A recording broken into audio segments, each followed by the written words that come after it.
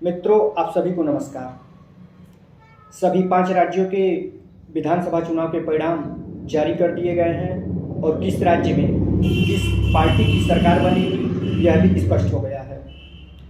चुनाव जीतने वाले सभी भावी विधायकों को जीत का प्रमाण पत्र कौन देता है और इसको लेकर कानून में नियम क्या है, आइए जानते हैं। सर्वाधिक विधानसभा सीटों वाला राज्य उत्तर प्रदेश के परिप्रेक्ष्य में 403 विधानसभा सीटें, 75 जिले, इतने सदस्यों को चुनकर यूपी की जनता ने 18वीं विधानसभा का नेतृत्व करने के लिए भेज दिया है और यही सदस्य प्रदेश की नीतियों में अहम भूमिका निभाएंगे और प्रदेश में प्रतिनिधित्व करते नजर आएंगे। तो आइए जानते हैं कि जब कोई उम्मीदवार विजयी घोषित होता है तो उसे कौन सा प्रमाण पत्र मिलता है और वह प्रमाण पत्र कौन देता है। किसी भी विजयी उम्मीदवार को जीत का प्रमाण पत्र रिटर्निंग ऑफिसर उसे एक विक्ट्री सर्टिफिकेट देता है।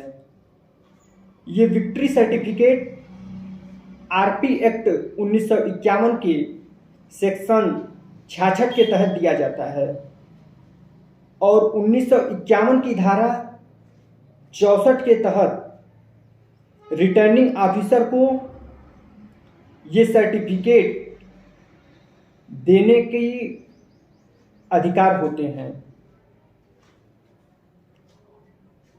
और सर्टिफिकेट मिलने के बाद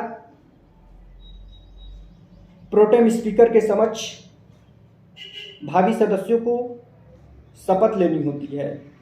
आपकी जानकारी के लिए बता दें कि भारत में जो संपूर्ण चुनावी प्रक्रिया होती है वह 3 स्टेपों पर आधारित होती है। वो 3 स्टेप कौन से हैं, आइए एक एक करके तीनों स्टेपों के बारे में जानते हैं।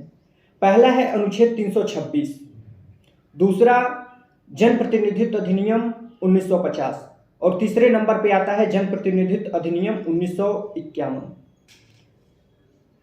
तो आइए जानते हैं अनुच्छेद 326 के अंतर्गत क्या होता है। अनुच्छेद 326 यही कहता है कि बिना किसी भेदभाव के आधार पर जाति धर्म को न देखते हुए वोट डालने का अधिकार सुनिश्चित किया गया है। आगे की कड़ी में जनप्रतिनिधित्व अधिनियम 1950 के अंतर्गत यह निहित है कि सीटों के आवंटन का प्रावधान किस प्रकार से किया जाए और निर्वाचन क्षेत्र में जो परिसीमन लागू होता है उसका काम और मतदाताओं की योग्यता निर्धारित करने के लिए कानून बनता है। ये सब जनप्रतिनिधित्व अधिनियम 1950 के अंतर्गत आते हैं। और लास्ट स्टेप है जनप्रतिनिधित्व अधिनियम 1951 के अंतर्गत चुनावों को कंडक्ट कराने के लिए और चुनावों में भ्रष्ट प्रथाओं और अपराधों पर अंकुश लगाने जैसी प्रक्रियाओं का निर्धारण करता है। धन्यवाद आप सभी को।